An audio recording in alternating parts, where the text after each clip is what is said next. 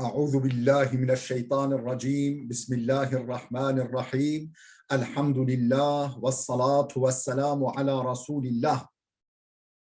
Değerli arkadaşlar, Muhammed Ali Es-Sabuni'nin Et-Tefsirul Vadihul Müyesser adlı eserinden 26. cüz'ün 13. dersini yapmak üzere birlikteyiz.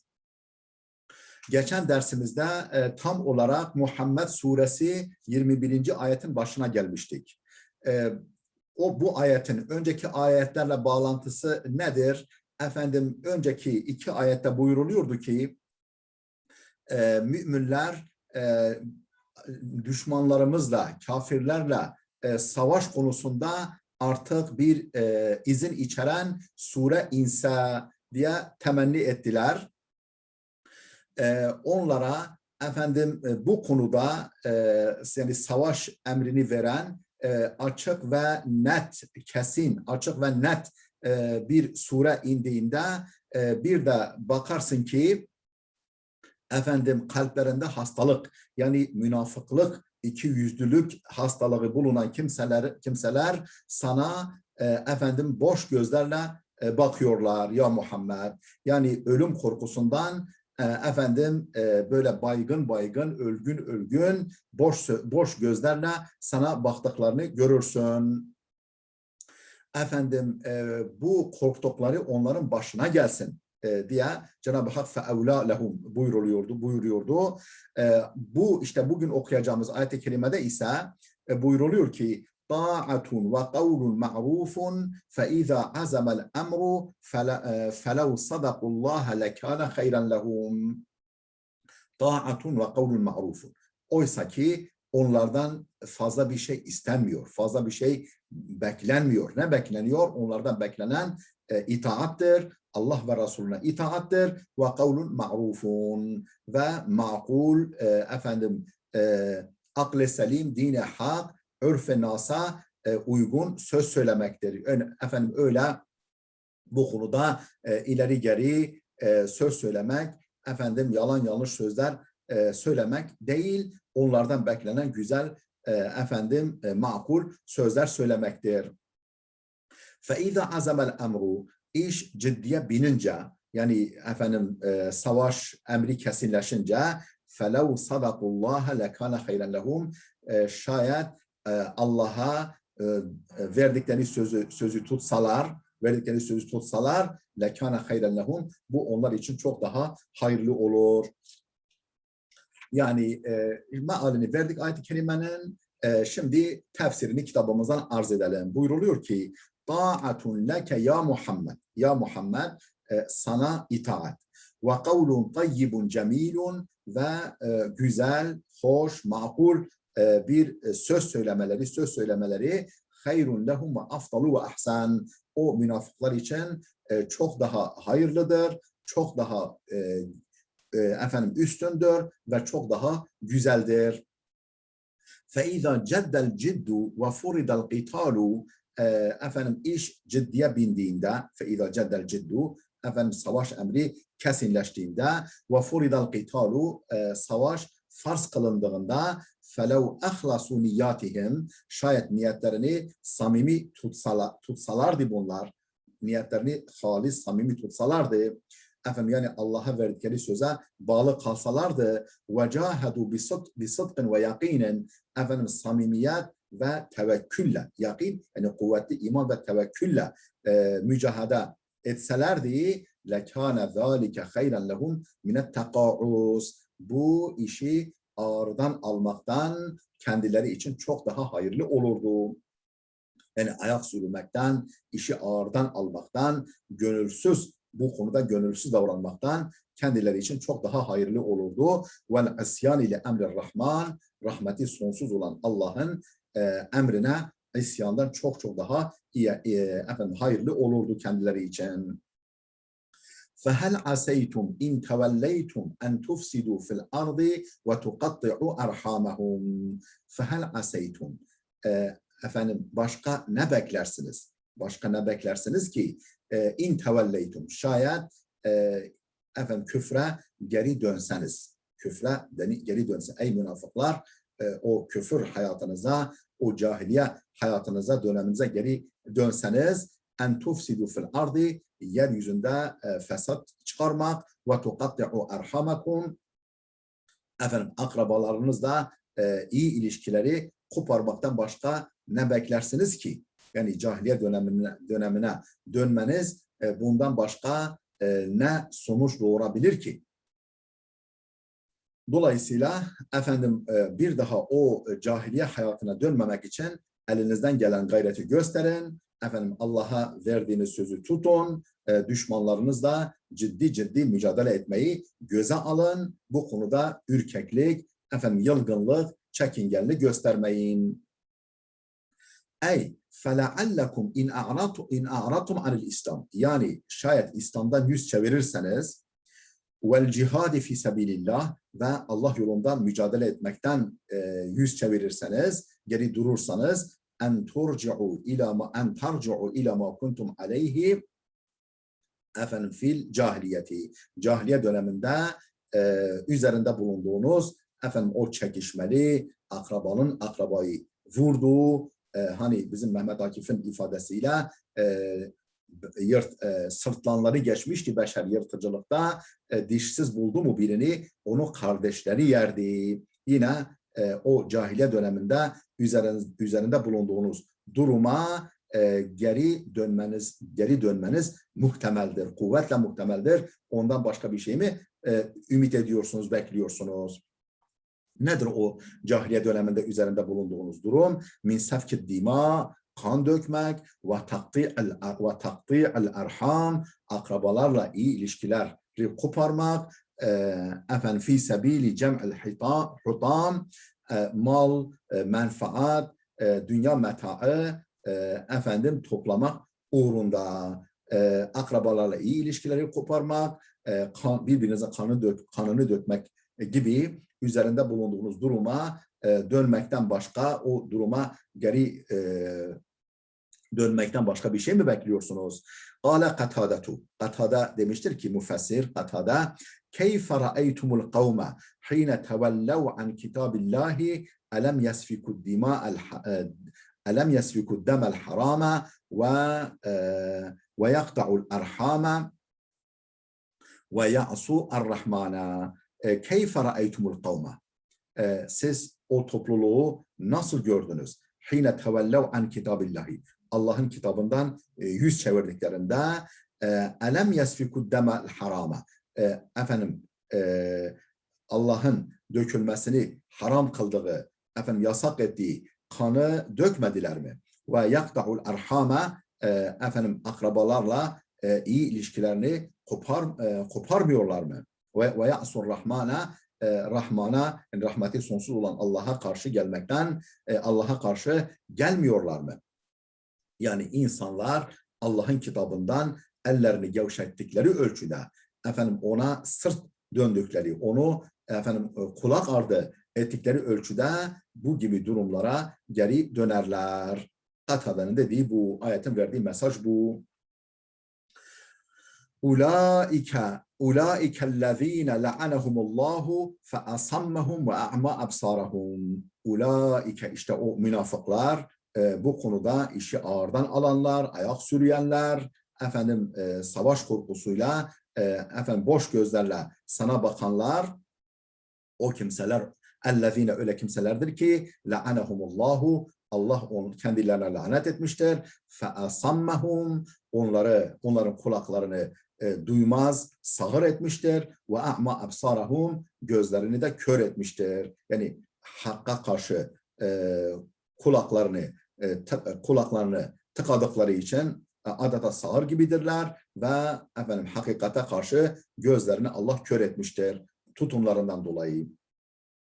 Ey ulaikel eşkıyâ'u taradahumullahu min rahmetihi. Yani o bedbahtları, eşkıya, o şakî, bedbaht, kötü kimseleri Allah rahmetinden kovmuştur. Ve asammahum, tabi la'anehumullahu biz mana vermedik. Allah onlara lanet etmiştir. Yani rahmetinden uzaklaştırmıştır. Ve asammahum an sema'il hakkı, hakkı duymaya karşı onları sağır etmiştir. Ve a'ma absarahum, hakikati görme yönelik gözlerini kör etmiştir.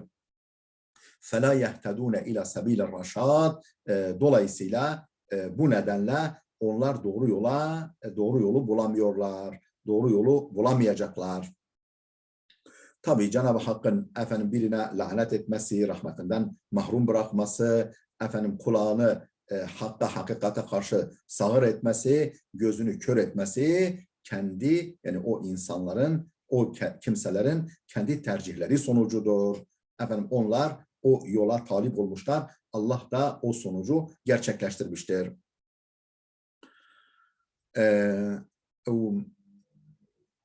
فلا يهتدون إلى سبيل الرشاد صورهم تعالى بهذا التصوير كالبهيمة التي لا تعقل.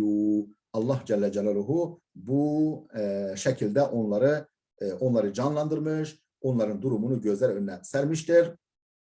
Bihada tasvir, tıpkı burada onları neye benzetiyor? Bu canlandırmayla, bu tasvirle, bu betimlemeyle hayvanlara benzetiyor. Kel behimeti elleti la ta'qilu,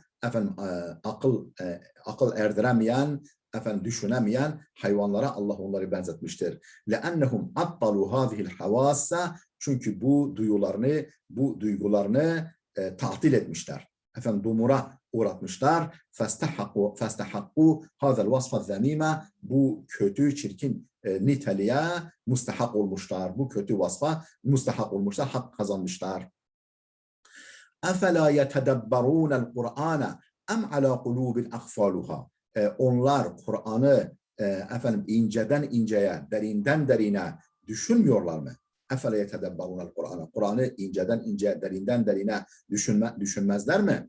Em alâ kulûbin akfâluhâ, yoksa o bazı kalpler üzerinde kilitler mi var? Onların kalpleri gibi bir takım kalpler üzerinde kilitler mi var ki Kur'an'ı inceden inceye, enine boyuna denillemesine düşünmüyorlar, tefekkür etmiyorlar.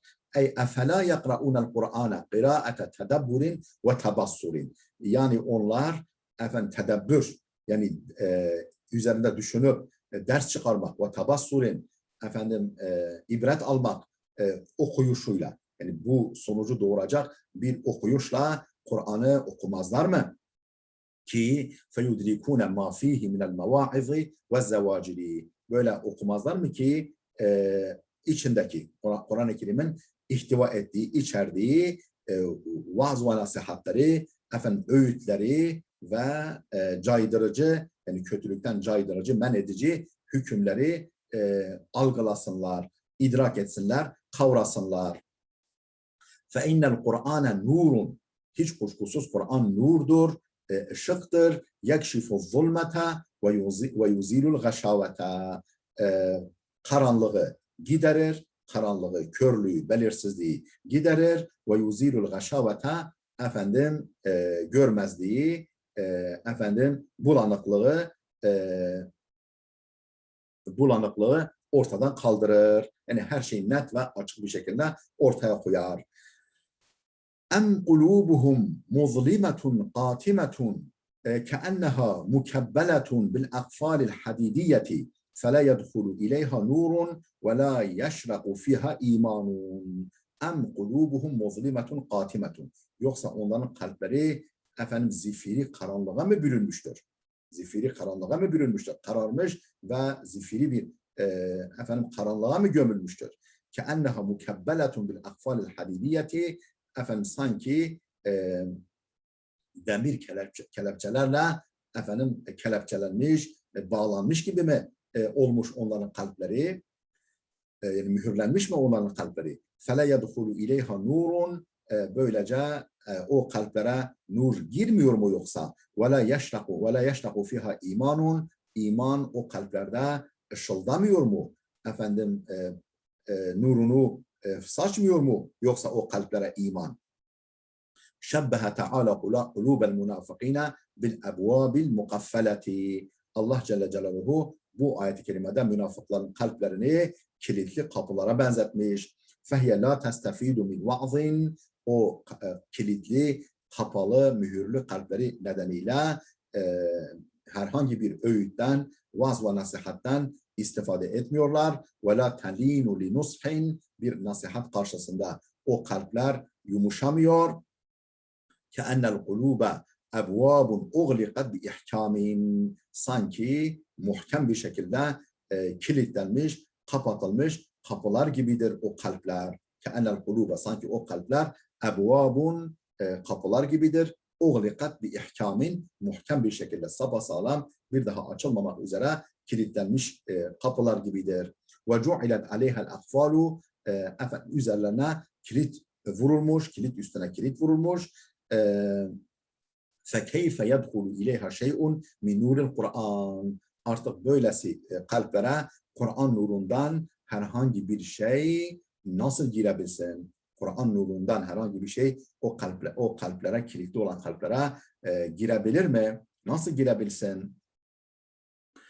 İnnellezîne irteddû alâ edbârihim min ba'di mâ tebeyyene lehumul hudâ eşşeytânu sevvele lehum ve emlâ lehum.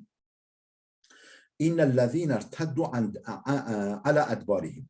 O sırt, yani ökçeleri üzere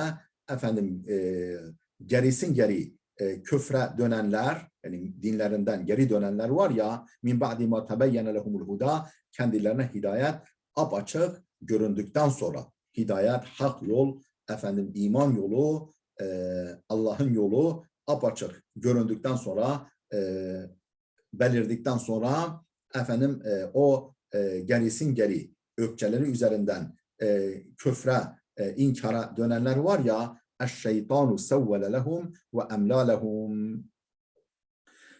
Şeytan onların işlerini, bu yaptıklarını onlara güzel, cazip ve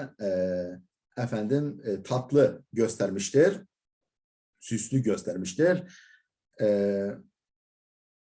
Ve emlâ lehum, ve onları ham hayallere salmıştır. Onlara ham hayaller kurdurmuştur. Ey haulâillezîne raca'u ilel küfri ba'del iman. Yani bu imandan sonra küfre dönen bu kimseler, ba'de en vadaha lehum tariqul huda, hidayet yolu, doğru yol, hak yol onlara açık ve net bir şekilde göründükten sonra, eşşeytanu zeyyene lehum zâlike, şeytan onlara bu tercihi güzel, süslü göstermiştir. Ve garrahum ve hada'ahum, onları kandırmış ve aldatmıştır. Ve emlâ lehum, ey medde lehum fil emani vel amal, yani onlara ham hayaller, uzun emeller göstermiştir. Yani ham hayaller kurdurmuş ve uzun emeller besletmiştir şeytan onlara. Sanki böyle ebediyen dünyada kalacakmış gibi bir kuru hülyaya kaptırmıştır şeytan onları. ذَٰلِكَ بِأَنَّهُمْ قَالُوا لِلَّذ۪ينَ كَرِهُوا مَا نَزَّلَ اللّٰهُ سَنُطِيعُكُمْ فِي بَعْضِ الْاَمْرِ وَاللّٰهُ يَعْلَمُ إِسْرَارَهُمْ. Zalika, bu durumları niçindir? Bu durumların sebebi nedir? Yani Allah niye onların kalplerini mühürlemiş, gözlerini kör etmiş, kulaklarını sağır etmiş? Şeytan da onlar dolayısıyla küfre geri dönmüşler. Şeytan onlara bu tercihlerini süslü, cazip göstermiş. Bunun sebebi, bütün bunların temelinde ne yatar? Zalike, bu bi'ennehum, şu sebepledir ki onlar قَالُوا لِلَّذ۪ينَ كَرِهُوا مَا نَزَّلَ اللّٰهُ, Allah'ın indirdiğinden hoşlanmayan kimselere şöyle demeleri sebebiyledir. سَنُطِيعُكُمْ فِي بَعْضِ الْاَمْرِ, bazı durumlarda, bazı hususlarda biz size itaat edeceğiz. Biz sizinle aynı yolda yürüyeceğiz. Sizinle işbirliği yapacağız. Vallahu ya'lemu israrahum, Allah onların gizli konuştuklarını bilir. El muradu billezine kerihu ma nazalallah, Allah'ın indirdiğinden hoşlanmayan kimselerden maksat el yehudu la'anehumullah, o Allah'ın rahmetinden mahrum, yoksun bırakılmış olan Yahudilerdir. Yani Medine'deki münafıklar Yahudilerle işbirliği halindedirler. Onlarla aynı dümen suyunda gidiyorlar. Onlarla efendim hemfikirdirler. Ve onlara diyorlar ki o Allah'ın indirdiği Kur'an'dan hoşlanmayan, Muhammed Aleyhisselam'ın peygamberliğinden hoşlanmayan o Yahudilere dediler ki biz bazı hususlarda size itaat edeceğiz, sizinle ittifak kuracağız. Ey zâlikel irtidadu an dinillah. Yani bu Allah'ın dininden bu geri dönüş bi sebebi ennel münafıkîne قالوا لليهود min Beni Kurayza, münafıkların Beni Kurayza Yahudilerine şöyle demeleri sebebiyledir. Dinden dönüş şu yüzdendir, şu nedenledir. O münafıklar Beni Kurayza Yahudilerine dediler ki sanuti'ukum fi ba'di ma ta'muruna bihi, bize emrettiğiniz, bize gösterdiğiniz bazı hususlarda biz size itaat edeceğiz, size uyacağız. Nedir o efendim bize emredeceğiniz hususlar, o münafıklara Beni Kurayza Yahudilerinin emredeceği hususlar nelerdir? Ve bunların itaat edeceği hususlar minel istimrari ala adavetir rasul, peygambere düşmanlığa devam konusunda ve avnikum ala muharabetihi ve ey Yahudiler sizin Muhammed'le mücadeleniz konusunda yardım, sizin Hazreti Muhammed ve Müslümanlarla mücadele konusunda size yardıma yönelik size itaat edeceğiz. Vel huruci ma'akum iza ahrajakum Muhammedun min diyarikum. Muhammed sizi bu dolap çevirmelerinize karşılık, bu vatanınız aynı zamanda sizin de vatanınız olan o Medine devletine hıyanetiniz sonucu Muhammed Aleyhisselam sizi çıkaracak olursa, yerinizden yurdunuzdan edecek olursa, kovacak olursa biz de sizinle beraber çıkarız. Biz de size ardınızdan geliriz. Biz de burada durmayız. Vallahu Teala ya'lemu hafayahum. Allah Teala onların bu sırlarını çok iyi bilmektedir. Ve ma debberuhu min mekaide dıddal İslami ve Rasulihi. İslam'a ve İslam peygamberine karşı onların çevirdikleri dolapları ve hileleri, onların kendi aralarındaki gizli protokollerini Allah bilmektedir. قَالَهُ الْمُنَافِقُونَ لِلْيَهُودِ سِرًّا. Bu sözleri münafıklar Yahudilere gizli söylemişlerdi. فَكَشَفَهُ اللّٰهُ وَفَضَحَهُمْ. Allah bunu deşifre etti, maskelerini düşürdü ve onları ve onları rezil rüsva eyledi.